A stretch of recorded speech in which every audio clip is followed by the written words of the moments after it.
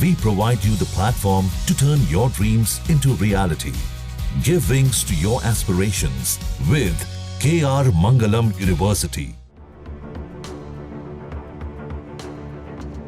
बांग्लादेश में इस वक्त सियासी हलचल तेज हो गई है। मोहम्मद यूनुस की कुर्सी पर खतरा मंडराता जा रहा है।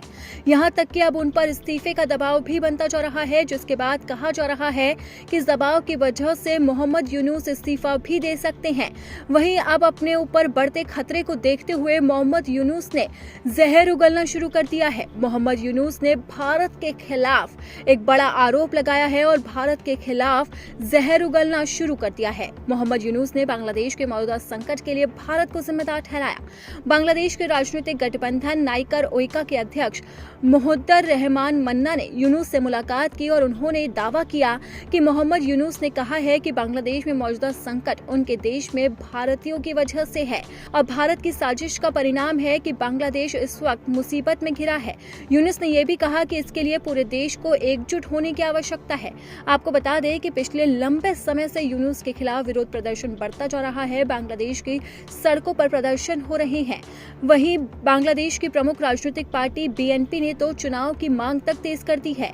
इससे पहले बांग्लादेश आर्मी चीफ ने दरबार में दिसंबर तक चुनाव कराने और चुनी हुई सरकार को सत्ता सौंपने की बात कही थी। इसके बाद मोहम्मद यूनुस ने इस्तीफे की पेशकश करने का नाटक किया, जिसे दबाव को काटने की कोशिश के तौर पर देखा गया। अब यूनुस ने अपने देश में बढ़ रहे गुस्से को भारत की एक साजिश बता डाला है और उन्होंने ये भी अपील की है कि इसके लिए पूरे देश को एक साथ रहना है। आपको बता दें कि मोहम्मद यूनुस की कुर्सी इस वक्त खतरे में नजर आ रही है और उन पर इस्तीफे का दबाव बढ़ता जा रहा है। इसी बीच मुख्य सलाहकार ने मोहम्मद यूनुस से मुलाकात की और इसी के साथ ही बड़े राजनीतिक दलों के नेता भी वहां पर मौजूद थे। मुलाकात के बाद मीडिया से बात करते हुए ओइका ने कहा कि यूनुस चर्चा की शुरुआत ये कहकर की कि हम एक बड़े संकट में हैं। संकट से उनका मतलब भारतीय आधिपत्य की साजिश से है। भारतीय आधिपत्य हमारे अंदर आए इस बदलाव को कतई स्वीकार नहीं करता। अगर संभव हो तो वो हमें एक दिन में नष्ट करना चाहते हैं।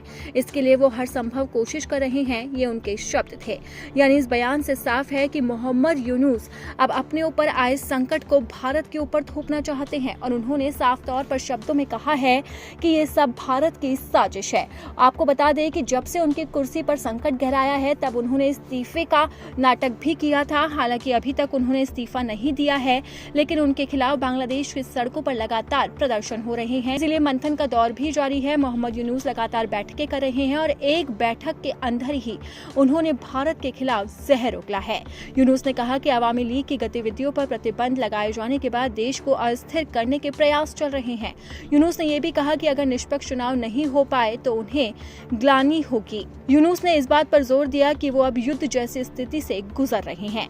यानी कि साफ है कि यूनुस अब घुटनों पर आते हुए नजर आ रहे हैं। लेकिन इस बीच वो भारत पर बड़े आरोप भी लगा रहे हैं। अब देखना होगा कि भारत की तरफ से इस पर क्या प्रतिक्रिया सामने आती है।